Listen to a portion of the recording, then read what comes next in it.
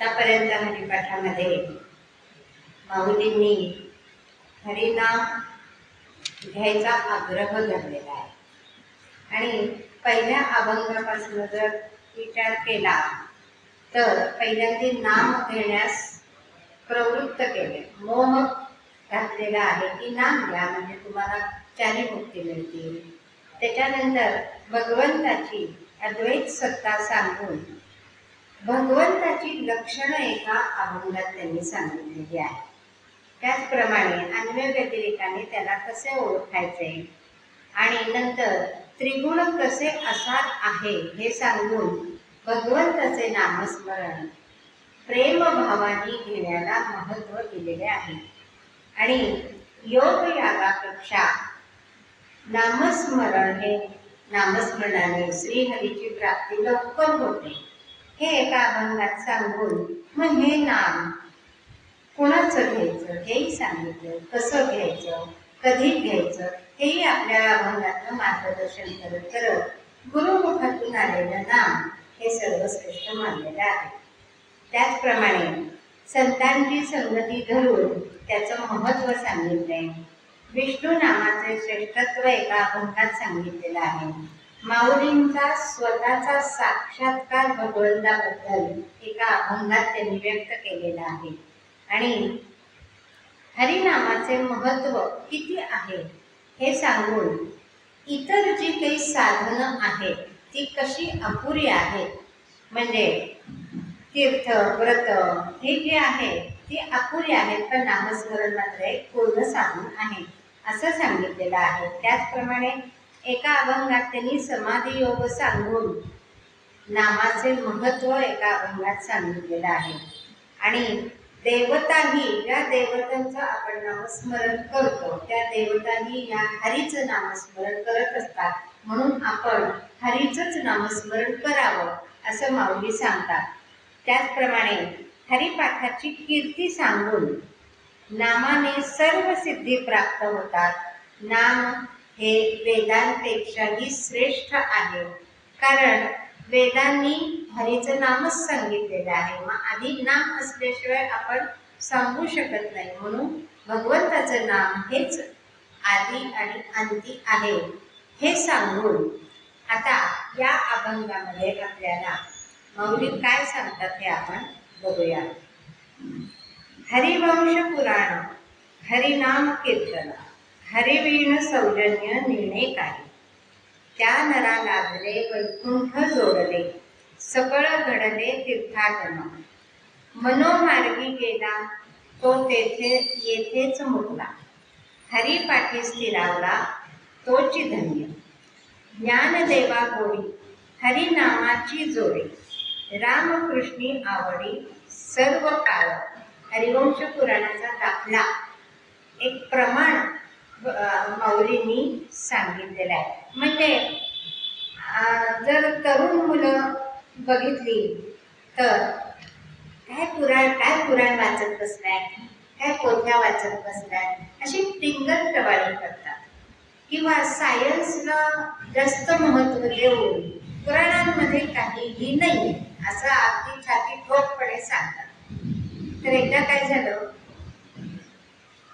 सकाळची वेळ होती आणि त्रिवेंद्रमचा समुद्र किनारा हा अगदी शांत वाटत होता। त्रिवेंद्रमचा समुद्र किनाऱ्यावरची गोष्ट आहे, घडलेली गोष्ट आहे, सत्य घटना आहे आणि फारशी गर्दी काही तेव्हा नव्हती। काही लोकांची ये जा आपली चालू होती आणि एक बऱ्यापैकी वृद्ध गृहस्थ, खूप वृद्ध नाही अगदी बऱ्यापैकी झालेले होते असे, किनाऱ्यावर आले, आसन टाकलं आणि एकाग्रतेने एक पुस्तक म्हणा किंवा पोथी काढली आणि ते वाचू लागले। ती पोथी किंवा ते पुस्तक ग्रंथ म्हणजे श्रीमद भगवद्गीता होती आणि ते वाचत होते, अगदी तन्मय झालेले होते। तेवढ्यात काय झालं, एक उच्च शिक्षित असलेला पण देवधर्म न मानणारा बऱ्यापैकी तरुण असलेली एक व्यक्ती तिथे आली आणि त्यांच्याजवळ जाऊन मुद्दाम टिंगल टवाळी करायला लागली की काय बसलाय, असं काय बसलाय वगैरे अशी त्या तरुणाने टिंगल केली. आणि गीता वाचणारी व्यक्ती मात्र शांत चित्ताने आपलं वाचन तिने चालूच ठेवलेलं होतं. त्यावर काही लक्ष दिलं नाही म्हणल्यावर तो तरुण म्हणाला, एवढा वेळ जर अभ्यास करून देशासाठी काही केलं असतं तर आज देश कुठल्या कुठे प्रगतीपथावर उंच गेला असता. त्या व्यक्तीने ते एक पान पूर्ण वाचून काढलं आणि त्या टिंगल करणाऱ्या व्यक्तीकडे बघितलं. ही व्यक्ती अगदी टिंगल करणारी आविर्भावात होती अगदी, की म्हणजे काय ह्याच्यात काहीच नाहीये, तुम्ही किती फुकट वेळ घालवताय आणि माऊली तर सांगतात तुमचं बाकीचा फुकटचा वेळ तुम्ही घालवू नका, हरिनामस्मरण करा. किती विरोधाभास आहे का. आणि त्या व्यक्तीने ते एक पान पूर्ण केले आणि त्या तरुणास अगदी शांतपणे त्याची माहिती विचारली. कुठून आलास, शिक्षण तुझं किती झालं आहे, म्हणजे शिक्षण घेतलं असतं तर देश कुठच्या कुठं गेला असता, अशी टिंगल टवाळी केलेली ना, म्हणून त्याने तुझं शिक्षण किती झालेलं आहे आणि आता तू पुढे काय करणार आहेस असं विचारल्यावर त्या तरुणाला थोडासा राग आला आणि गुर्मी होती, उच्च शिक्षणाची अहंकार होता. आणि त्याने सांगितलं, मी कलकत्त्याहून आलो आहे आणि सायन्सचा उच्च शिक्षित आहे आणि आता भाभा ॲटोमॅटिक्स रिसर्च सेंटर संस्थेत पुढील संशोधन करण्यासाठी मी येथे आलो आहे. तुमच्यासारखा वेळ फुकट नाही घालवलेला मी कलकत्त्याहून आलो. त्रिवेंद्रम तुझा कलकत्ता कुठे. अगदी अभिमान म्हणजे दुराभिमान होता. अभिमान असावा पण दुराभिमान असू नये. आणि पुढे तो तुसडेपणाने म्हणाला, तुम्ही बसा इथं पोथ्या पुराणे वाचत, तुम्हाला देशाची काही काळजी नाही. बरीच अशी मुक्ताफळं त्यांनी उधळली तरीही ऐकणारी व्यक्ती ही शांत होती. त्यांची शांती किंचितही ढळली नाही. आपण जर त्या जागी असतो तर आपला अगदी आतापर्यंत काय केलं त्याचा पाढा इतका वाचून टाकला असता. परंतु ही व्यक्ती ती शांत बसलेली होती. आणि थोड्या वेळाने त्या गीता वाचणाऱ्या व्यक्तीने उठून आसन गुंडाळलं आणि त्याबरोबर उठल्याबरोबर असं घडलं की तिथं तर कोणीच नव्हतं, पण दूरवर 4 माणसं धडधाकट होती. ती अगदी लगबगीनं ह्या व्यक्तीजवळ आली. कोण होती ही 4 माणसं, तर ह्या व्यक्तीचे बॉडीगार्ड होते. आता बॉडीगार्ड कुणाला असतील तर ही व्यक्ती अतिशय महत्वाची होती तरच असणार, नाही तर कसे असतील ना. आणि त्या 4ही व्यक्ती एकदम कमांडो होते. ते धावत धावत त्या व्यक्तीजवळ आले आणि एक शासकीय मजबूत असा सॅल्यूट मारला त्यांनी. आणि ही व्यक्ती जी होती ती काही नाही त्याच्यावरती अरे वा आलेत का, म्हणजे त्या व्यक्तीकडे बघून बघा मला कसे सॅल्यूट मारतायत वगैरे असं चेहऱ्यावर काहीच भाव नाही. आणि उठून चालायला लागली. चालायला लागल्याबरोबर लाल दिव्याची लांब उभी असलेली गाडी आता हे निघणार हे लक्षात घेऊन ही गाडी पुढे आली आणि त्या ड्रायव्हरने दार उघडून या व्यक्तीला सलाम केला अदबीने. हे सगळं पाहिल्यावर मात्र तो तरुण कुर्ता घोटाळून गेला. हे काय प्रकरण आहे, ही माणसं कशी ह्यांना सॅल्यूट करतायत, ही लाल दिव्याची गाडी म्हणजे शासकीय गाडी आहे, कोण आहे ही व्यक्ती. आणि आपलं काहीतरी चुकलं आहे असं समजून त्यांनी ह्या व्यक्तीची क्षमा मागितलेली आहे. आणि त्यांनी घाबरत घाबरत त्यांची ओळख विचारली तेव्हा ती व्यक्ती शांतपणे स्मित हास्य करत म्हणाली, तू ज्या संस्थेत संशोधन करण्यास आला आहेस ना त्या भाभा ॲटॉमिक रिसर्च सेंटरचा मी चेअरमन आहे. तंत्रज्ञ मग या माणसाची आताच्या भाषेत बोलायचं तर काय करावं काय नाही, आपण काय बोललो, किती मुक्ताफळ उधळली. आणि ही व्यक्ती तर आपण जिथं आलो होतो तिथंच हे चेअरमन आहे, म्हणजे यांचं कार्य किती मोठं असेल हे त्याच्या लक्षात आलं.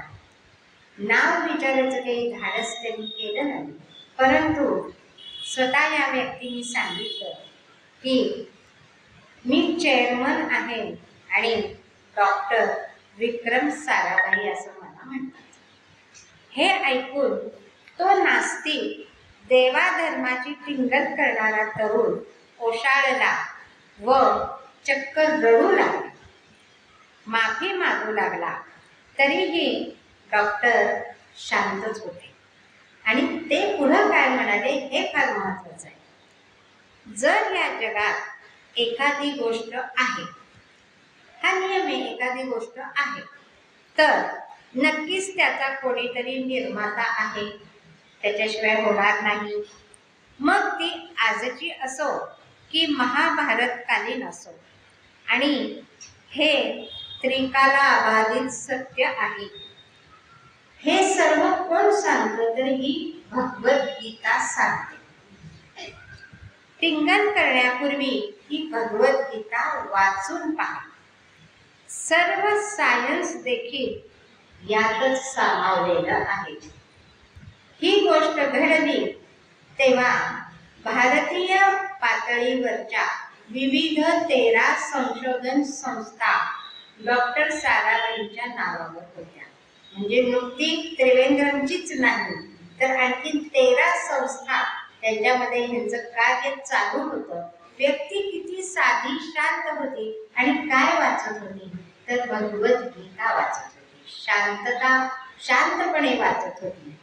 तत्कालीन पंतप्रधान स्वर्गीय इंदिरा गांधी यांनी अणुसंशोधन मंडळाचेही अध्यक्ष म्हणून डॉक्टर विक्रम साराभाई यांची नियुक्ती केली होती.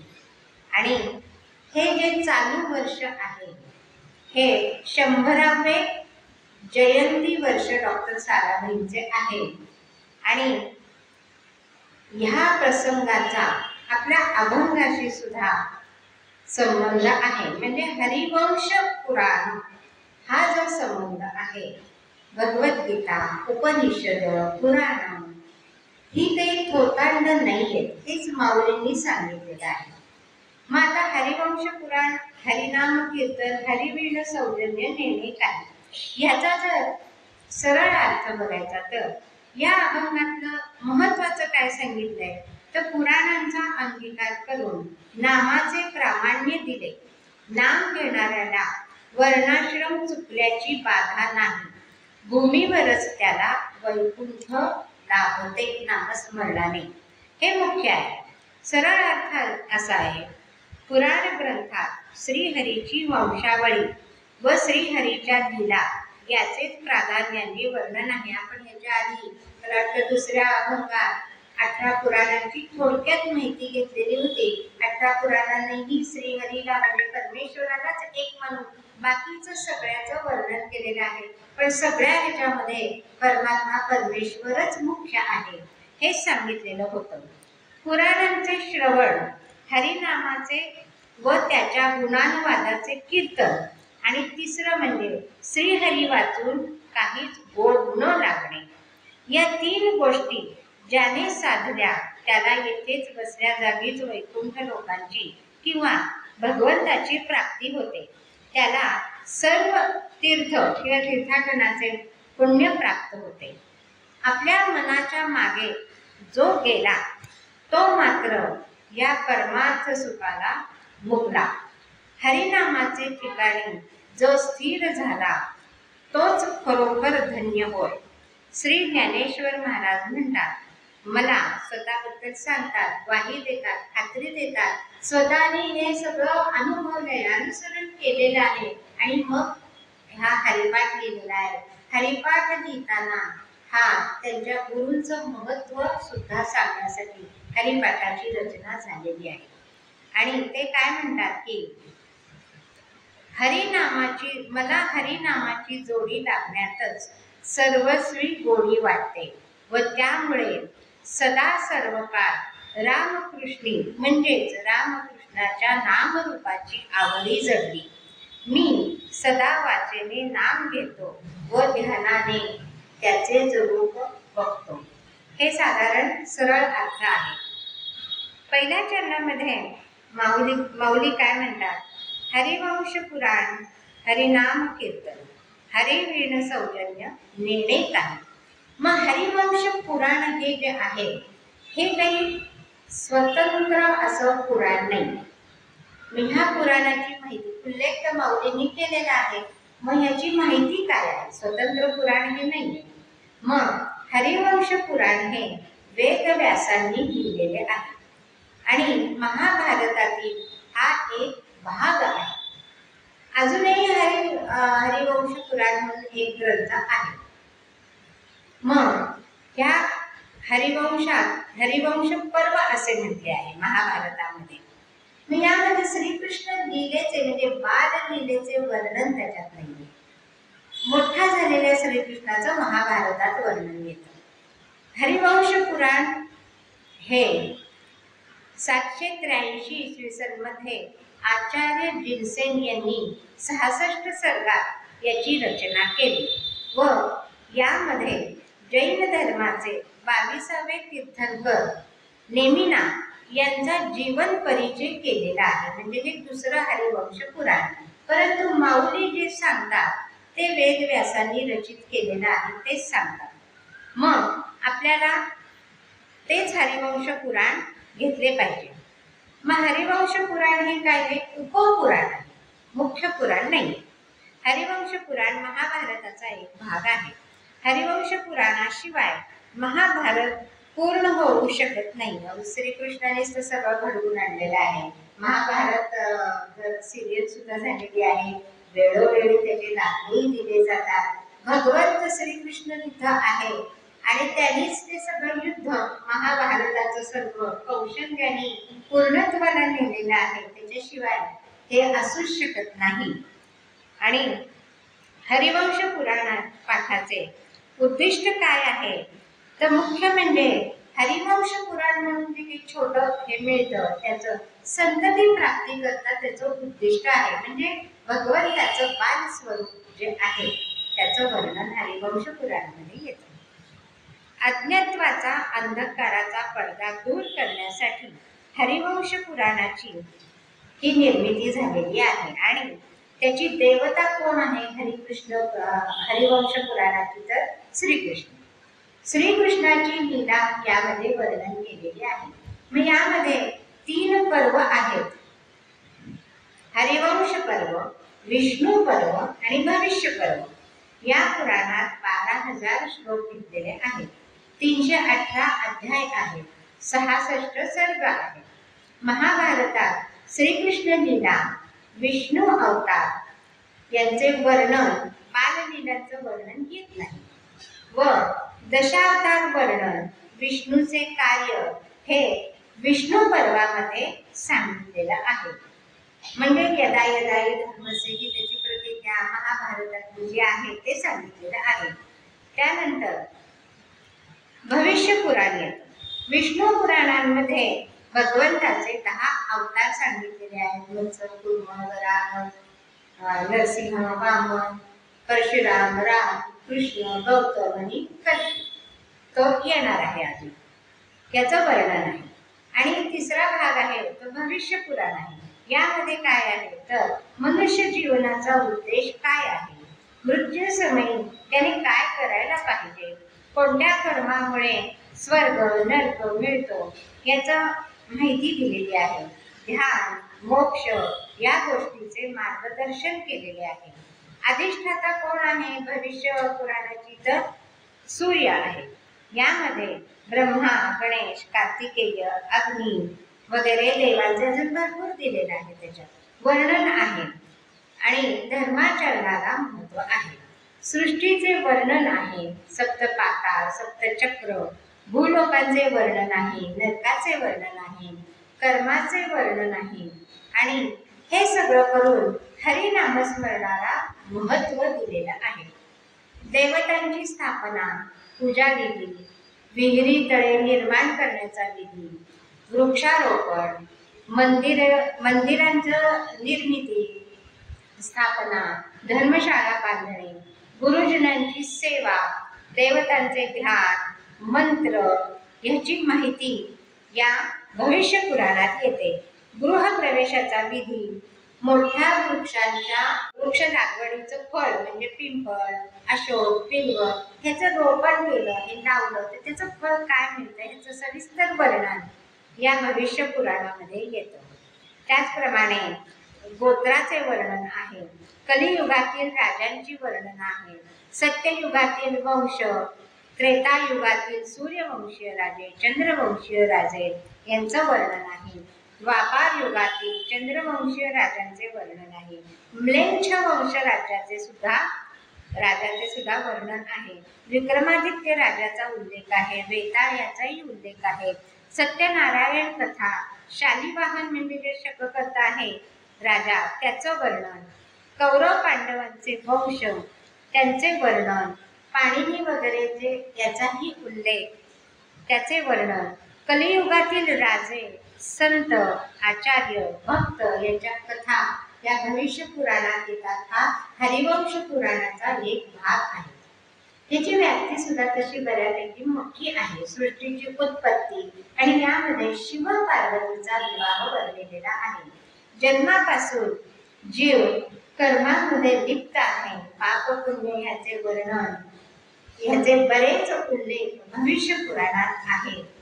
आणि अशी ही तीनही पर्व हरिवंश पुराणात येतात आणि हरीशिवाय काहीच नाही हेच हरिवंश पुराणाने सुद्धा सांगितलेलं आहे. मग पहिल्या चरणात जसं म्हणतात, हरिवंश पुराण हरिनाम कीर्तन, हरिवीण सौजन्य नेणे काही. पुराणांचा अंगीकार व नामास त्याचे प्रामाण्य दिले आहे. पुराणे श्रीहरीचा वंश, त्याचे चरित्र व लीला हे कथन करणारे ग्रंथ आहेत. अर्थात त्या ग्रंथातून भगवत नामाचे महात्म्य व सगुण भगवंताचे भक्ती महात्म्य यांचे वर्णन केलेले आहे. माऊलींनी ही सगुण भक्तीलाच, नामस्मरणाचं सांगतात ते सगुण भक्तीलाच प्राधान्य देत आहेत. आणि म्हणून म्हणतात की नाम महात्म्य व सगुण भक्ती हे प्रकार पौराणिक धर्माचे त्या काळी होते. पौराणिक माऊलींनी हरिपाठात हेच वर्णन करून आपल्यापर्यंत ते आणलेलं आहे. पौराणिक धर्म व यागादी धर्म असेही प्रकार आहेत. काहींना यागादी धर्म वर्ज आहे, पण शंकराचार्यांनीही तस्मात् समूलम इतिहास पुराणम म्हणजे इतिहास पुराणे ही वेदमूलक आहेत असे म्हटलेले आहे. म्हणजे आता तरुण पिढी काय म्हणते, महाभारत काय, रामायण काय, हा इतिहास आहे. काही जण म्हणतात ते काव्य आहे, पण अर्थ त्याचा असा आहे की त्याची रचना त्या काळी काव्य रचनाच होत होत्या, म्हणून ते काव्यात आहे आणि म्हणून ती महाकाव्य. ती घडली नाही असं नाहीये, ती घडलेलीच आहेत आणि तो इतिहास आहे. म्हणून पुराणातील नामस्मरण, भगवत भक्ती इत्यादी धर्म वैदिक धर्माहून निराळे नाही किंवा गौणही नाही. मग आपले स्मृती ग्रंथ व पुराणे अनुक्रमे वेदातील कर्म मार्गाचे व ज्ञान मार्गाचे विशेषत्वाने विवरण करणारे आहेत. वेदाचा अर्थ इतिहास पुराणानुसार करावा असा आर्ष दंडक असून भारत स्मृतिकार यांनी तो स्पष्टपणे मान्य केला आहे. वेदांत इतकेच पुराणाचे प्रामाण्य मानावे लागते. म्हणून पुराणे वेद प्रामाण्याकरता सारखेच आहे. म्हणजे पुराणांचा दाखला दिला म्हणजे काही वेळेला काय होतं, प्रवचन कीर्तन सांगताना पुराणातल्या कथा सांगितल्या जातात उदाहरण म्हणून. म्हणून मग तरुण पिढी म्हणा, काही लोक काय म्हणतात, कोण बघायला गेले ते पुराण, पुराणातल्या गोष्टी काही खऱ्याच आहेत का? तर माऊली स्वतः सांगतात की वेदात इतकंच त्यांना महत्व आहे. मग विद्यारण्य स्वामी काय म्हणतात, इतिहास पुराणाभ्याम वेदम समूह गृहेत. गृहेत म्हणजे मोठं आहे अगदी. नामस्मरण व सगुण भक्ती हे वैदिक धर्म आहे असे स्वतः शंकराचार्य मानतात. मग सूत्र काय आहे? सूत्र काय आहे तर संराधनं च भक्ती ध्यान प्राणिनादाद्य अनुष्ठान. मग संराधन म्हणजे काय तर भगवंताचे प्रेम, ध्यान व नामस्मरण पूर्वक सर्व कर्म समर्पण होय. हे श्रुती स्मृतीतून सांगितलेलं आहे. श्रुती आणि स्मृती. शंकराचार्य पुढे म्हणतात उत्पन्न संभवात म्हणजे यात विस्तार करताना म्हणतात श्रीहरीचे अभिगमनादी पंचविद्य लक्षणात्मक अनन्य भावाने अखंड आराधन वैष्णव करता ते आराधन श्रुती स्मृती यांनी सांगितलेले आहे. सर्व वर्णांना पुराणेषु अधिकार ज्ञायते. पुराणांनी सर्व वर्णांना नामस्मरणाचा अधिकार आहे असे सांगितलेले आहे. म्हणजे जो चातुर्वर्ण आहे त्या सगळ्या वर्णांना नामस्मरणाचा अधिकार आहे. समर्थ रामदास स्वामी काय म्हणतात? चहुवर्णास अधिकार नामी नाही लहान थोड जड मूळ पैल पार पावती नामे. दासबोधात त्यांनी सांगितलेलं आहे. मग ज्यात हरीचा वंश हरीच्या लीला वर्णन केलेल्या आहेत त्या पुराणांचे श्रवण म्हणजे श्रवण. दुसरं म्हणजे त्यातील उपदेशानुसार हरिनामस्मरण व हरीच्या गुणांचे कीर्तन. आणि तिसरं म्हणजे श्रीहरी वाचून काहीच बरे न वाटणे, सगळीकडं परमेश्वरच दिसणे, काही बरे न वाटणे, ह्या तीन गोष्टींचा सारखा अभ्यास ज्याला आज असेल त्यालाच येथे बसल्या ठिकाणी वैकुंठाची प्राप्ती होते. किती अटी आहेत ना, दिसायला किती सोप्या सोप्या दिसतात. तीन अटी अगदी मुख्य सांगितलेले आहेत. मग म्हणजेच कसं हरिवंश पुराण, हरिनाम कीर्तन, हरिवीर सौजन्य निर्णय काय. श्रीहरीची अवतार चरित्रे संपूर्ण सांगण्याकरताच पुराणे आहेत. पुराणात वेदातील शुद्ध धर्म विस्ताराने सांगितलेला आहे. म्हणून पुराणे वेदतुल्य आहेत. विषय भोगाचा संकोच करीत करीत चित्त भगवंताकडे लागावे याकरता एका हेतूने श्रौत आणि स्मार्त धर्मही सांगितलेला आहे. मग श्रौत धर्म आणि स्मार्त धर्म म्हणजे काय असं आपल्या मनात प्रश्न येतो, कारण का तेवढं आपल्याला ज्ञान नाही आहे या गोष्टींचं. तर हिंदू धर्माचे प्रमुख प्रकार हे आहेत की श्रौत धर्म आणि स्मार्त धर्म. श्रौत धर्म हा वेद व ब्राह्मण ग्रंथांवर आधारित आहे. म्हणजे त्याच्यात जे काही नियम सांगितले, जो भक्तिमार्ग सांगितलेला आहे, जो आचार धर्म सांगितलेला आहे तो श्रौत धर्म. आणि स्मार्त धर्म म्हणजे स्मृतींवर आधारलेला जो आचार धर्म, नाम धर्म हे सांगितलेला आहे तो स्मार्त धर्म. असं ह्याची थोडक्यात माहिती आहे. पुढच्या चरणात माऊली काय म्हणतात, म्हणजे हरिवंश पुराणाचा उल्लेख माऊलींनी जो केला ते पूर्ण पुराण नसून उपपुराण आहे आणि महाभारताचा एक भाग आहे एवढं मात्र आपल्याला लक्षात घेत. आणि त्याच्यात काय सांगितलं तर हरिभक्तीशिवाय दुसरं काहीच नाही, हरिनामाशिवाय काहीच नाही. पुढच्या चरणामध्ये माऊली म्हणतात त्या नरा लादले वैकुंठ जोडले सबळ घडले तीर्थाटन. इतर ज्या काही पुण्य मिळवायच्या गोष्टी आहेत त्याच्यात बरोबर तीर्थाटन हे येतं. मग त्यांनी काय सांगितलंय, त्या नरा लादले वैकुंठ जोडले सकळ घडले तीर्थाटन. नामधारकास येथेच वैकुंठ प्राप्त होते असं त्यांचं म्हणणं आहे. मग कसं वैकुंठ, तो वैकुंठ तर आपल्यापासून खूप लांब आहे, कसं प्राप्त होत असेल तर एकदा काय झालं, दोन मुलं असं भगवंताची सगळी कथा ऐकत ऐकत त्यांनाही वाटलं आपण भगवंताला प्राप्त करून घेऊ. आणि छोटी होती दोन मुलं, एक 9-10 वर्षाची वगैरे असतील.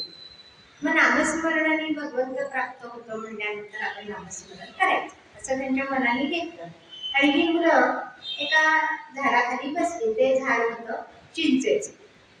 चिंचेच्या झाडाखाली भगवंताचं नाम घेत बसले. एक 2-3 दिवस झाले असतील. नारदांची स्वारी पृथ्वी तलावर फेरी मारायला आलेली होती. त्यांना सगळीकडे जायची परवानगी आहे, कारण चालतं बोलतं वर्तमानपत्र म्हणजे नारद मुनी आहेत. कळलावी नारद म्हणतात, परंतु कळलावी नाही येते. जिथं जे काही दिसेल ते भगवंतापर्यंत पोहोचवणं आणि भगवंतांनी त्याच्यावर ऍक्शन घेणं, हा एक त्यांचा आपापसातला भाग आहे. तसे नारद मुनी आलेले आहेत आणि बघतात ही दोन मुलं नामस्मरण करतात. कौतुक वाटलं, खूप छान वाटलं. आणि गेले तिथं अगदी मुलं एकाग्र झालेली होती. त्यांना खूप आनंद झाला. पृथ्वीवरती नामस्मरण आता कलियुगामध्ये चालू आहे. भगवंताकडे तसंच गेले नारायण नारायण करीत आणि भगवंताला सांगितलं की ती दोन छोटी मुलं आहेत ना, ती तुझंच नामस्मरण करत आहेत. तर तुला कळलंच असेल की भगवंत आपले शेषशाही. हो हो, मला माहिती आहे ती गोष्ट. मग काही दखल वगैरे घेतली नाही भगवंता तुम्ही, असं विचारल्यावर भगवंताने जरा कंटाळा केला उत्तर द्यायचा. परत नारद मुनींनी विचारलं, ती छोटी मुलं आहेत, आपल्याला प्रल्हाद आहे का, ध्रुव बाळ आठवत नाही का? भगवंत म्हणतात, मला सगळं आठवतंय. मग हे दोन मुलांना त्यांच्याकडे नाही का तुमची दृष्टी जाते, तर मी त्यांच्या वतीने विचारतो तुम्हाला की तुम्ही त्यांना दर्शन कधी देणार आहात? त्यावर भगवंत त्याच्याकडे बघतात आणि हसतात त्यांच्याकडे बघून आणि म्हणतात, मी काही लगेच दर्शन द्यायला एवढा काही उत्सुक नाही. त्यावरती नारद म्हणतात की नाही भगवंता, लहान मुलं, तुम्ही दर्शन लवकर द्यावं. त्यावर भगवंत म्हणतात, असं म्हणता का तुम्ही? मग ठीक आहे, त्या झाडाची जेवढी पानं आहेत ना, तेवढी वर्ष झाल्यानंतर मी यांना दर्शन देईन. असं म्हणल्यानंतर नारद मुनींना समजलं भगवंत ते उत्तर देणार नाहीये आणि हेच खरं उत्तर आहे. अनेक परत पृथ्वी तलावर त्या मुलांपाशी मुलांना सांगून लागले, डोळे उघडले. नारद मुनी साक्षात दिसल्यानंतर कथांमधून ऐकलं होतं, वर्णनावरून लगेच लक्षात आलं नारद मुनी आहे. नमस्कार केला आणि नारद मुनींना विचारलं, कधी भेटतील आम्हाला भगवंत? त्यावर नारद मुनींनी सांगितलं, मी आता तुम्ही काही सांगितलं नव्हतं तरी मी विचारलंय. तेव्हा भगवंत म्हणाले की ह्या झाडाची जेवढी पानं आहेत तेवढ्या वर्षांनी मी यांना दर्शन देणार आहे. आणि नारद मुनी शांत बसले. आपल्या म्हणजे काही भर त्याच्यात घातली त्यांनी. आपण आपला विरोध द्यायला गेलो की अजून एखादं वाक्य, अजून एखादं वाक्य, अजून एखादं, तिसरीकडं, चौथीकडं, पाचवीकडं एवढं मोठा होतो तो आशय. अगदी तसं न करता जेवढं वाक्य सांगितलं होतं तेवढंच नारदांनी सांगून टाकलं. त्यावर ते दोन मुलं, एक मुलगा तारकन उठला त्यातला आणि म्हणाला, कळतंय का तुला? म्हणाला त्या दुसऱ्या मुलाला, हे झाड चिंचेचं आहे. चिंचेच्या झाडाची पानं कशी असतात, एक एवढी फाटली, त्याला इकडे इकडे इकडे इकडे, तिथून दुसरी फाटली, त्याला इकडे. या झाडाला किती पानं असतील आणि तेवढी वर्षांनी भगवंत आपल्याला भेटणार. मला नाही शक्य एवढी तपश्चर्या करायला. आणि तो मुलगा निघून गेला. दुसरा मुलगा बसलेला होता, त्याने काहीच दाखवलं नाही आणि नामस्मरण करायला परत सुरुवात केली नाही, तोच भगवंताने त्याला साक्षात दर्शन दिलेलं आहे. नारद मुनी अजून तिथंच आहे. भगवंताने दर्शन दिल्यावर नारद मुनी आश्चर्याने भगवंताकडे बघतायत.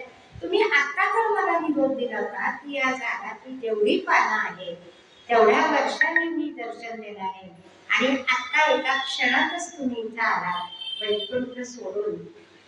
त्यावर भगवंत म्हणले, ह्या मुलाने तो विचार केला नाही त्याची पानं किती आहे, मोजली नाही आणि मग मला दर्शन देणार, हा विचार सुद्धा मनामध्ये आला नाही. फक्त एकच की मला भगवंताचं नामस्मरण करायचंय आणि इथला भाव ठेवून नामस्मरणाला तक्षणी सुरुवात केलेली आहे, मला येणं भाग आहे, असं भगवंतांनी सांगितल्यानंतर. म्हणून माऊली काय म्हणतात, त्या नरा लागले वैकुंठ जोडले, ते वैकुंठच भूवर आलं, परमेश्वरच आला तसं बघायला गेलं तर श्रीकृष्ण लीलेमध्ये भगवंत यशोदेच्या भक्तीने प्रेमाने ते वैकुंठ सोडून तिच्या अंगणात आले होते ना. आपण पहिल्या अभंगात हे बघितलेलं आहे की भक्ताला त्याच्याकडे जायची गरज लागत नाही, तोच भक्ताकडे येतो, तेच वैकुंठ जोडलं जातं. मग नामधारकास येथेच वैकुंठ प्राप्त होते. मग वैकुंठात काय असतं बरं, असं मनामध्ये प्रश्न येतोच की आपल्या, काय असतं वैकुंठात? अहो, दुसऱ्या शहरात जायचं म्हणलं तरी तिथं काय आहे असा आपण विचार करतो. एखाद्या नातेवाईकाच्या घरी जायचं असेल तर ती आता उकाडा आहे बाबा, तिथे एसी आहे का, कूलर आहे का, फॅन आहे का, घरात मोलकरणे आहेत का, आपल्या अंगावर काम पडेल, ही सगळी चौकशी आपण करतो. मग वैकुंठाचा उल्लेख केलेला आहे, तर वैकुंठ म्हणजे काय असं मनामध्ये प्रश्न येतो. मग वैकुंठात काय असतं तर सगुण साकार भगवंताचे दर्शन हे नित्य होत असतं.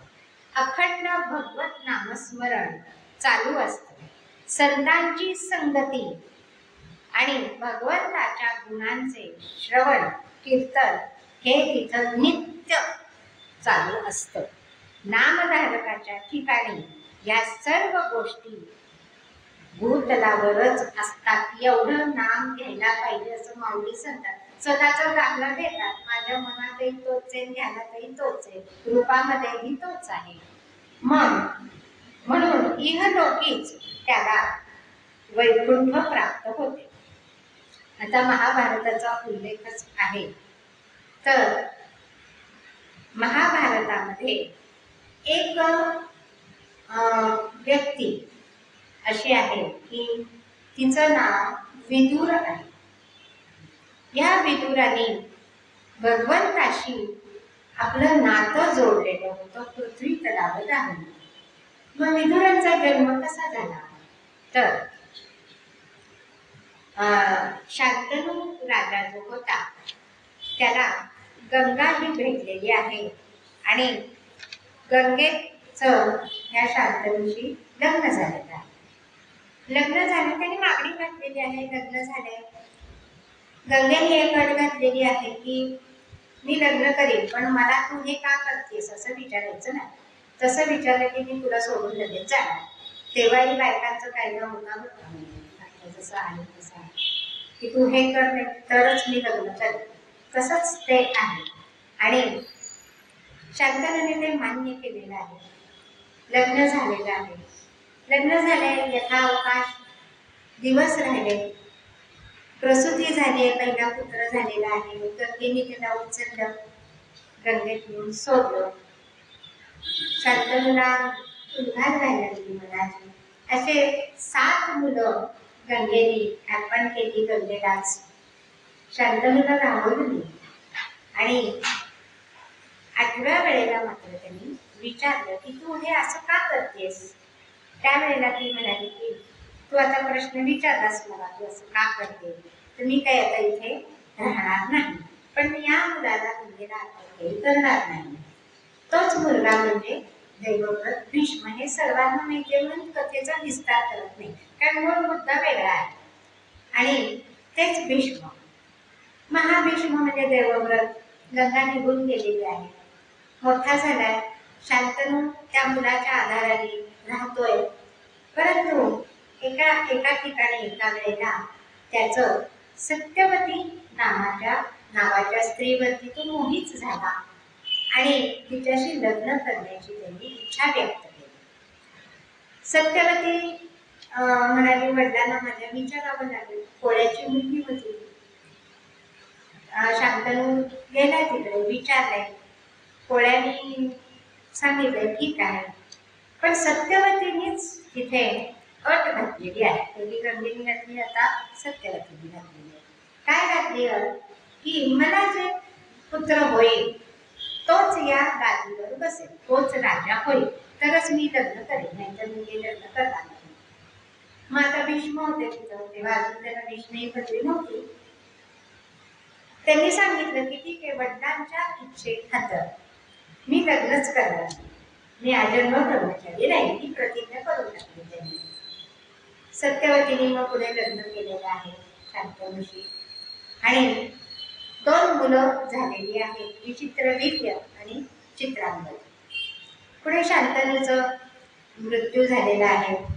सत्यवतीने ठरवलं की आता आपल्या मुलांना राजा करायचं, चित्रांगदाला राजा करायचं. तर तो एका गंधर्वाशी लढताना त्याचा मृत्यू आला. मग आता राज्यावरती कोण येणार, तर विचित्रवीर्य. विचित्रवीर्याचा राज्याभिषेक झाला, मोठा झाला. आता लग्न करायचं. लग्न करायचं म्हटल्यानंतर काशी राजाच्या ठिकाणी एक स्वयंवर होतं. तिथं स्वतः भीष्म आणि विचित्रवीर्य गेलेले आहेत आणि काशी राजाच्या तिन्ही मुलींचं हरण केलेलं आहे. अंबा, अंबालिका आणि अंबिका यांचं हरण करून आणलेलं आहे हस्तिनापुरात. आणि त्यावेळेला अंबा जी आहे तिने भीष्मांना सांगितलेलं आहे की मी लग्न करू शकत नाही, तुम्ही हरण केलंय माझं, कारण का मी शाल्व राजावरती प्रेम करते आणि त्याचंही माझ्यावरती आहे. भीष्मांना खूप वाईट वाटलं की हे जर मला आधी माहिती असतं तर हरण केलं नसतं. मान सन्मानाने भीष्मांनी त्या आंबेला शाल्वाकडे पाठवून दिलेला आहे. परंतु शाल्वाने कानावर हात ठेवले, राजा शाल्व, आणि सांगितले तुझं हरण झालेलं होतं, आता मी तुला स्वीकारणार नाही. त्याबरोबर ती आंबा परत भीष्मांच्याकडे आलेली आहे. तो कथेचा भाग वेगळा आहे, त्या विस्तारात मी जात नाही. आणि आंबा तिथून निघून गेले. अंबालिका आणि अंबिका या दोघी विचित्रवीर्याच्या राण्या म्हणून राहिलेल्या आहेत. पुष्कळ वर्ष त्यांनी राज्य केलं, परंतु त्याला संतती काही झाली नाही. आता सत्यवतीला काळजी वाटायला लागली की माझाच मुलगा राजा होईल, पण पुढे राजाचा वंशच होईना. म्हणून तिने आपला जो मुलगा वेदव्यास, त्यांची कथा अशी आहे की पाराशर ऋषी आणि ही सत्यवती यांचा मुलगा वेदव्यास आहे. ही कथा याच्यात वेळ कमी आहे. आणि या व्यासांना हिने बोलावलेलं आहे सत्यवतीने आणि विचारलेलं आहे की आता राज्याला वारस पाहिजे, काय करायचं. विचित्र वीर्य जो होता त्याचा मृत्यू झालेला आहे क्षयाने, पण संतती झाली नव्हती. काय करायचं आता, राज्यावरती कोणी पाहिजे आणि मीच अट घातल्यामुळे भीष्म काही राज्यावर बसायला तयार नाहीये. तर तेव्हा वेदव्यासांनी अंबिका आणि अंबालिकेला पुत्रदान केलेलं आहे. त्यावेळेला धृतराष्ट्र आणि पंडू असे हे पुत्र झाले. मग तिसरे विदुर हे कसे झाले, तर ह्या ज्या दोन्ही राण्या आहेत त्या ऐन वेळेला एकीने डोळे मिटले, एक पांढरे फटक पडलेली आहे, म्हणून तो धृतराष्ट्र अंधळा आणि पांडू हा म्हणजे पांडुरका होता. मग आता चांगला सशक्त व्यक्ती राजा पाहिजे व्हायला, म्हणून मग अंबालिकेला परत पाठव म्हणून व्यास म्हटल्यानंतर ती घाबरली आणि तिने आपल्या दासीला पुढे केलेले आहे आणि ते दासी पुत्र म्हणजे हे विदुर आहे. तर असे हे विदुर ज्या वेळेला भगवंत महाभारताच्या आधी युद्ध टाळण्यासाठी शिष्ठाईला आलेले होते. हे विदुर म्हणजे विदुर नीती म्हणून सुद्धा प्रख्यात आहे. अतिशय धर्मशील व्यक्ती, म्हणजे दासी पुत्र असणं हा काही गुन्हा नाही. भगवंताशी नातं जोडायचं म्हणल्यावर जसं इथं सांगितले सर्व वर्णामध्ये नामस्मरणाचा अधिकार आहे, तसे हे विदुर अंतरंगातनं परमेश्वराची भक्ती करत होते. परमेश्वर काय आहे हे त्यांना स्पष्टपणे माहिती होतं. आणि ज्या वेळेला भगवंत शिष्ठाईसाठी आले होते त्याच्या आधीच विदुरांनी ओळखलेलं होतं की हे श्रीकृष्ण म्हणजेच परमात्मा परमेश्वर आहे. आणि त्यावेळेला दुर्योधनाला त्यांनी सांगितलेलं होतं की तू श्रीकृष्णाचा अपमान काही करू नको, शिष्ठाईला आलेले आहे तर तू हे मान्य कर आणि युद्ध टाळ. परंतु विदुर हे याचे धृतराष्ट्राचे मंत्री होते आणि सल्लागार पण होते. त्यावेळेला त्यांनी त्यांची जागा, तुमची सल्लागाराची जागा आहे, तुमची युद्ध करण्याची जागा नाही असं म्हणून विदुराचा अपमान दुर्योधनाने केलेला आहे. त्यावेळेला भगवंत आल्यानंतर भगवंतांनी शिष्टाईचं सगळं सांगितलं. दुर्योधनाने ते काही मान्य केलं नाही. दुर्योधन हा आजकालच्या ह्याच्यातला होता की नाच देऊन आपलं काम करायचं, अशा प्रकारचा दुर्योधन होता. त्याने भगवंताचं आवभगत खूप केलं आणि दुःशासनाचा महाल अगदी सुसज्ज करून ठेवला होता. आणि 56 भोग म्हणतात तसे पक्वान्न नाना विधी सगळं केलेलं होतं. आणि भगवंताला तो म्हणतोय की आधी तुम्ही माझं आतिथ्य स्वीकारा आणि हा पक्वान्नांचा लाभ घ्या. तेव्हा परमेश्वरांनी स्पष्टपणे सांगितलंय की मी शांतीदूत म्हणून आलेलो आहे, मी हे अन्न ग्रहण करू शकत नाही. अन्न एक तर मित्राच्या घरी करावं किंवा ज्याला आपल्याबद्दल प्रेम वाटतं त्याच्याकडे अन्न ग्रहण करावं. तर मी तुझा मित्रही नाही आणि तुला माझ्याबद्दल प्रेमही नाही, त्यामुळे मी काही हे घेणार नाही. मग तुम्ही कुठं जाणार? असं म्हणल्यानंतर मनात विचार आल्यानंतर एका क्षणात श्रीकृष्णाने सांगितले, मी विदुर काकांच्या घरी भोजनाला जाणार आहे. त्याबरोबर दुर्योधन म्हणाला, एवढं चांगलं पंचपक्वान्नांचं मी आदरातिथ्य केलंय, ते सोडून तू त्या दासी पुत्राच्या घरी जणू काही कण्या खायला जाणार आहेस, तुझं नशीब आणि तू, असं म्हणून दुर्योधनाने तिथं उपहास केलेला आहे. आणि असा हा श्रीकृष्ण विदुरांच्याकडे घरी आलेला आहे. विदुरांना तर किती आनंद, म्हणजे जे आराध्य दैवत आहे ते न बोलवताच वैकुंठ सोडून, वैकुंठाधिपती आहेत ना श्रीकृष्ण, ते सोडून आपल्या घरी येत आहेत. खूप आनंद झाला, खूप आनंद झाला. घरी आले, आपल्या पत्नीला सांगितले, ती सुद्धा भगवंताचीच भक्त होती आणि मनाने हे सदैव जोडलेलेच होते हो भगवंताशी. आले म्हणून सांगितल्यावर तिला काय करू काय नको असं झालं. आणि आता लगेचच्या लगेच काय करायचं, पाहुणचार, फळं होती समोर, आसन दिले बसायला भगवंतांना. आसन दिल्यानंतर भगवंत बसले आणि फळं पुढं केले. केळं सोडून देते ही विदुरांची पत्नी. विदुरही आनंदाने शेजारी बसलेत भगवंताच्या. कल्पना करावं, भगवंत आपल्याकडे आले तरी आपल्या शेजारी बसलेत आणि विदुर तर धन्य झाले. परंतु त्यांची पत्नी होती, तिला काही हात राहिलं नाही. भगवंताचं मुखावलोकन रसपान करण्यात ती अगदी तल्लीन होऊन गेलेली होती. मन तिचं तिथं नव्हतंच, मन पुन्हा तिथं भगवंतापाशीच होतं. आणि हेच माऊली सांगतात, भाव असाच पाहिजे. भगवंतापाशी होतं, केळं सोडते, साधं भगवंताला देते, केळी आपण खाते, इकडं टाकते, एक केळं सोडलं दुसरं, आणि भगवंतही अतीव आनंदाने ते साल खाताय. विदुरांच्या हे लक्षात आलं, ते आठवण करणार. तेवढ्याच भगवंताने हाताने फोन केले, नको नको. ही जी भावमुद्रा भगवंताशी तल्लीन झालेली होती विदुरांच्या पत्नीची, ती भगवंत सुद्धा मोडायला तयार नव्हते. भगवंत मनात काय म्हणताय, केळीही मीच आहे, भगवंत सालही मीच आहे, विदुर तू सुद्धा मीच आहे, तुझी बायको सुद्धा मीच आहे. हा भाव भगवंताच्या मनात आहे. तेच माऊली सांगतात की त्या नरा लागले वैकुंठ जोडले, ते वैकुंठाधिपती विदुरांच्या घरी आले.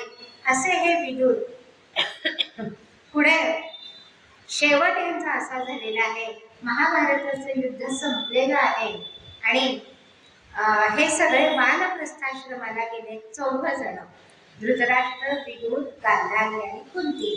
त्यावेळेला विदुरांनी आपला जो आत्मा, आपला जो धर्म, सत्य धर्म, यमधर्माचे अवतार होते विदुर, त्यांनी युधिष्ठिराच्या शरीरामध्ये प्रवेश केलेला आहे आणि तिथं त्यांचं शरीर दिसलेलं नाही.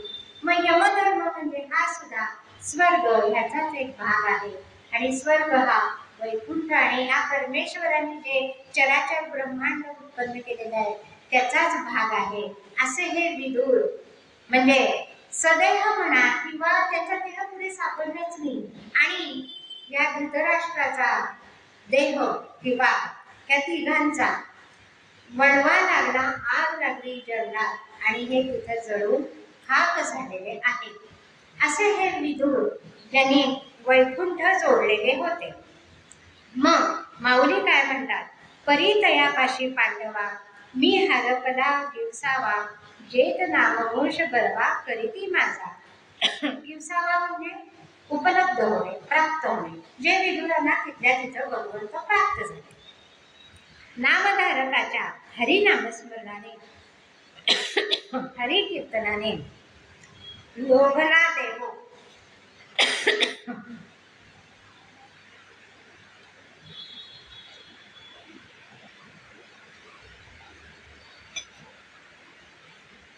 विसरला वैकुंठा जाऊ. नामधारकापाशीच देव नित्य राहतो. जेथे राहिला यदुनायक तेथेच ये वैकुंठ लोक. भगवंताच्या नामधारकापाशी राहण्याने भूमीला सुद्धा वैकुंठ रूप येतं. मग नाथ महाराज काय सांगतात की नामकीर्तन निज भजनी भक्ता निकट धावे हरी. आणि मग त्याची समीपता मुक्ती खरी. भगवंताच्या करी हरी कीर्तने जेथे राहिला यदुनायक तेथेची ये वैकुंठ लोक. या परी मुक्ती ती सलोक. कीर्तने देख पावती भक्त कीर्तने तोषला अधोक्षज. भक्ता प्रत्यक्ष गरुड ध्वज श्याम पीत बसा चतुर्भुज. ते ध्यान सहज ठसवे भक्त कीर्तन करी जेणे ध्यानी. ते ध्यान दृढ ठसावे मनी तेव्हा देवांची चिन्हे. भक्त पावती संपूर्ण ही स्वरूपता मुक्ती आहे. स्वरूपता भक्ती आहे, मुक्ती आहे. हरी स्वरूपता भक्ता ते वरी. तेव्हा देव भक्त समसमान. समान अवयव समान चिन्ह वृत्ती स्वानंदी निमग्न. परतोनी कदा नुहे भिन्न सायुज्य मुक्ती हीची जाण. जेथे दुजेपण असेना. ही सायुज्य मुक्ती ना नाथ महाराजांनी या चारी मुक्तीचं वर्णन केलेलं आहे. माऊली काय म्हणतात, काही एकादेनी वैकुंठा जावे ते तिही वैकुंठची केले आगवे. ऐसे नाम घोषे गौरवे धवळले विश्व. अशा नामधारकाला सर्व तीर्थ व्रत नेम धर्म यांचे मुख्य नामस्मरणाने पुण्य प्राप्त होते. प्रयाग वाराणसी अवघी तीर्थे पायापाशी. तीर्थाटन हे मुख्य साधन नाही तर ते उपलक्षण आहे. हरिनामस्मरण करणाऱ्याच्या नामस्मरणात सर्वांचा अंतर्भाव होतो. हरिनामस्मरण करत असताना किंवा श्रवण करत असताना जर विहित धर्माचा लोप झाला तर तो दोष लागत नाही. नामस्मरण वाचे वदावे हरिनाम हे ते सांगितलेलं आहे. कुठलंही कार्य करताना नामस्मरण का करायचं तर त्याच्यात विहित कर्माचा लोप होत नाही. म्हणजे त्याचं आपल्याला बाधा होत नाही, पापामध्ये त्याची प्रवृत्ती होत नाही, लेखन होत नाही. तर मग ते काय होतं तर ते संचितात जमा होतं आणि नामस्मरणाने संचित फेडलं जातं. नाथ महाराज त्यावर काय म्हणतात, भागवत धर्मे राहे कर्म तव तव सुखावे पुरुषोत्तम. सप्रेम भक्ता वाधी कर्म हा वृथा भ्रम भ्रांतासी. भ्रांतासी हा भ्रम आहे. भगवंताला आनंद होतो कारण काम कर्मसु प्रवर्तमानस्यैव सर्वात्मना विधी प्रतिषेध अधिकारः. विषय वासनेच्या पाठीला लागून काम्य कर्म करू पाहणाऱ्यांच्या विषय वासनेला आळा घालण्याकरता विधी निषेधात्मक काटेरी धर्म भगवंतांनी प्रवृत्त केला आहे. अर्थात काय, भगवंताच्या प्राप्तीकरता विषय सुखाची वासना सोडून साक्षात भगवंताची प्राप्ती करून देणाऱ्या नामस्मरणादी धर्माचे आचरण करताना प्रवृत्ती धर्माचा लोप झाला असता दोष लागणे कसे शक्य आहे असं नाथ महाराज म्हणतात. आणि वैष्णव चिंतामणीमध्ये तर कसं सांगितलेलं आहे, सस्नातः सर्व तीर्थेषु सर्व यज्ञेषु दीक्षितः सचदानं फलं प्राप्तव्यस्तु स कीर्तयेत हरिम. हरीचं कीर्तन करण्यात सर्व फळ मिळतं. नाथ महाराज म्हणतात, नित्य रामनाम गरजे वाणी, त्या तीर्थे येती लोटांगणी, सुरवर लागती चरणी, यम पायवणी स्वये वंदी. नामधारकाला स्वतः करता परमार्थ साधन म्हणून करण्याची आवश्यकता नाही. उलट समस्त तीर्थे नामधारकाच्या दर्शनाने पुनीत होऊन ते जाण्याकरता त्याच्या पायापाशीच येतात, पुनीत होण्याकरता. एवढा नामाचा वेद कालापासून अगाध महिमा आहे. गजानन महाराजांच्या एका अध्यायात सुद्धा याचा उल्लेख आहे की सर्व तीर्थात तुला घालतात स्नान, तर मला सुद्धा या तीर्थांनी विहिरीतनं येऊन स्नान घालावे आणि विहिरीतून जलाला उकळा फुटून महाराजांना स्नान घातलेलं आहे. मग एकदा राज्याभिषेकाच्या वेळेला गागाभट्टांना बोलवण्यात आलं होतं. छत्रपतींचा राज्याभिषेक होता आणि ते गागाभट्ट काशीचे अतिशय ज्ञानी मनुष्य, पण थोडा गर्व झालेला. ते एकदा म्हणाले, समर्थ म्हणजे रामदास हे स्वतः ब्राह्मण असून त्यांनी श्रुती स्मृती प्रणीत धर्म मार्गाचा उपदेश करणे सोडून केवळ नामस्मरणाचं बंड निष्कारण माजवून वैदिक धर्मास कमीपणा आणला असा मिथ्या काटाकूट हा शिवाजी महाराजांसमोर केलेला आहे. त्यावर समर्थ रामदास समर्थच होते ना, सगळं अंतर्ज्ञानाने त्यांनी जाणले. उत्तर काही दिलं नाही. वादामध्ये ते समर्थ म्हणजे जे ज्ञानी असतं ते वादात जातच नाही. त्यांनी अंतर्ज्ञानाने हे जाणून त्याच्यावर काय केलं तर शिवरायांच्या दरबारात वेणू अक्कांकडून नाम महात्म्यावर कीर्तन करून आणलेलं आहे. त्या काळी स्त्रीकडनं म्हणजे गागाभट्ट किती ज्ञानी होते, सर्व पाळणारे होते, तर एका स्त्रीकडून कशावर कीर्तन केलं तर नाम महात्म्यावर कीर्तन करून चोख उत्तर दिलेलं आहे. आणि गागाभट्टांना काय समजायचं ते समजलेलं होतं. गागाभट्ट ज्ञानी होते, माझ्यासारख्याने त्यांची निंदा करणे काही योग्य नाही. त्यांना जे कळायचं होतं ते कळलेलं आहे. वामन पंडितही त्या काळचेच आहेत. त्यांनीही विधवेने हरिकीर्तन करावे का या प्रश्नाचा वरती नामस्मरणाबद्दल जेवढे आक्षेप होते तेवढ्याचे सप्रमाण देऊन निशेष खंडन केलेलं आहे. म्हणजे नुसतं वर्णांना, चारी वर्णांनाच नामस्मरणाचा अधिकार आहे, तर स्त्रीला सुद्धा आहे. त्या काळी स्त्रीला एवढं हलकं मानत होते की तिला नामस्मरणाचा अधिकारही नव्हता. ते वामन पंडितांनी त्याचं खंडन केलेलं आहे. आणि वेदच हरिनामाची स्तुती करतात म्हणून वेदांपेक्षाही हरिनाम हे वरिष्ठ आहे. आणि हे वेदाहुनी नाम वरिष्ठ हे आम्ही म्हणून मुक्त कंठ आचारहीन न नंती वेदा स्पष्ट स्मृती ऐसी असं संतांनी किंवा यांनी म्हटलेलं आहे. आणि नामस्मरणाने आचारहीन जो असतो तो सुद्धा पुनीत होतो. उदाहरण द्यायचं म्हणलं तर माझ्या कोळ्यांचं अगदी धडधडीत उदाहरण आपल्याला देता येतं.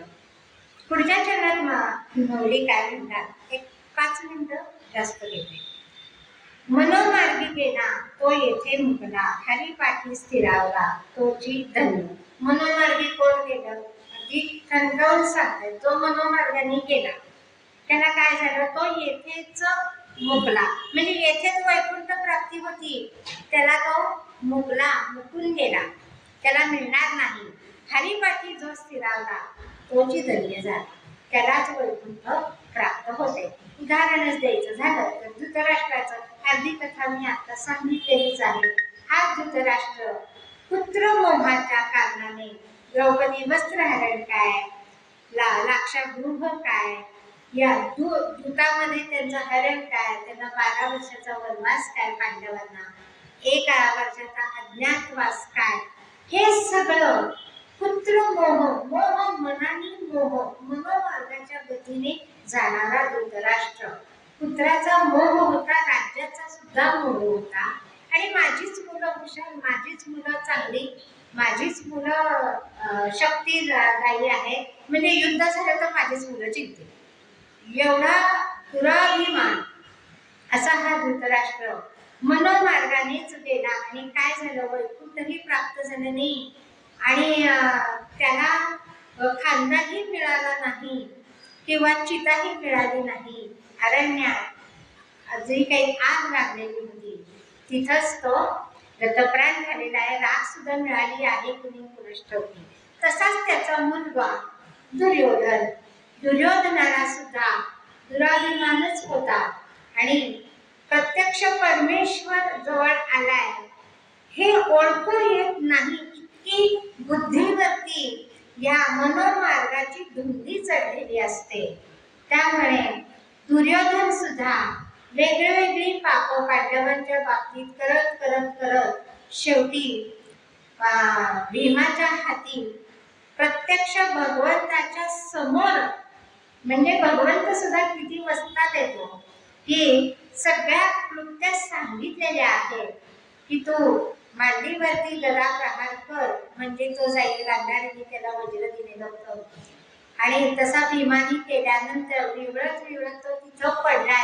लगेच गतप्राण झाला नाही. किती मोह, किती म्हणजे किती क्षण एवढा असा राहिला तरी व्यक्ती वैकुंठाचं जोडणं लांबच राहिलं, पण भगवंत समोर असून सुद्धा त्यावेळेला त्याला ओळखू येत नाही की आपलं मरण आलंय आणि भगवंत समोर आहे. इतका मनोमार्गाने गेलेल्या व्यक्तीचं अधःपतन सांगितलेलं आहे. म्हणून हरिवंश पुराणाचा उल्लेख असल्यामुळं या महाभारतातल्याच कथा निघतात. आणि शेवटी हे सगळे गेलेत, आता तो तसंच त्याला सोडलेलं आहे दुर्योधनाला आणि सगळे गेले.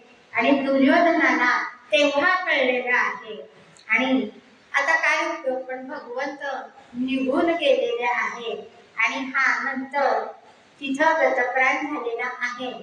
परंतु भगवंताच्या हातून काही त्याला मरण आलेलं नाही, तरी सुद्धा त्याला एका गोष्टीमुळं स्वर्ग प्राप्ती झालेली आहे की युद्ध चालू होतं आणि युद्धाचा शेवट म्हणून त्याचा अंत आहे, भीमाने केलेला आहे. स्वर्ग प्राप्त झाला आहे.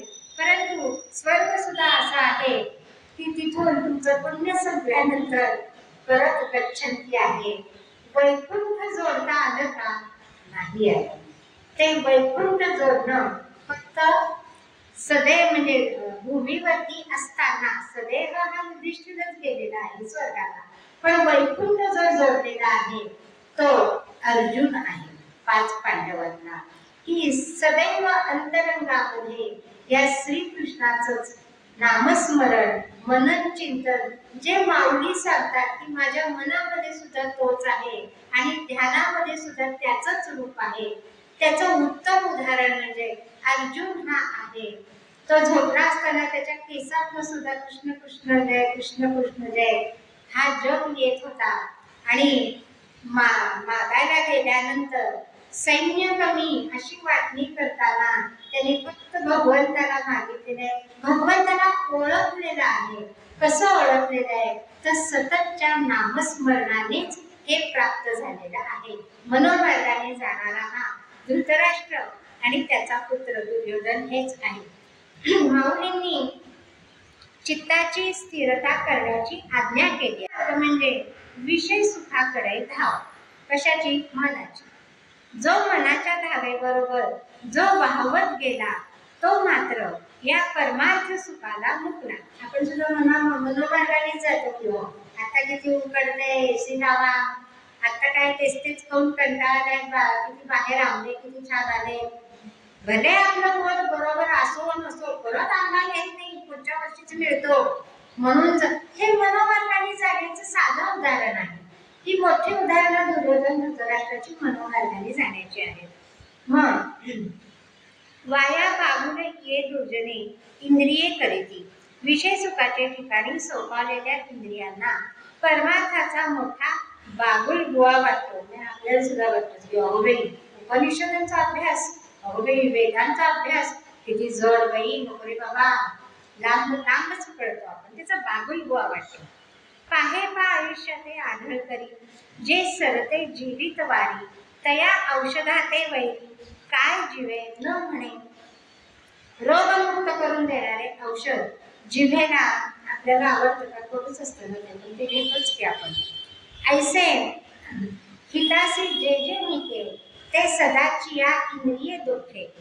आपल्या कल्याणाचे जे असेल तेच नेमके या इंद्रियांना आवडत नसते. तो इंद्रियांचा भाव असतो.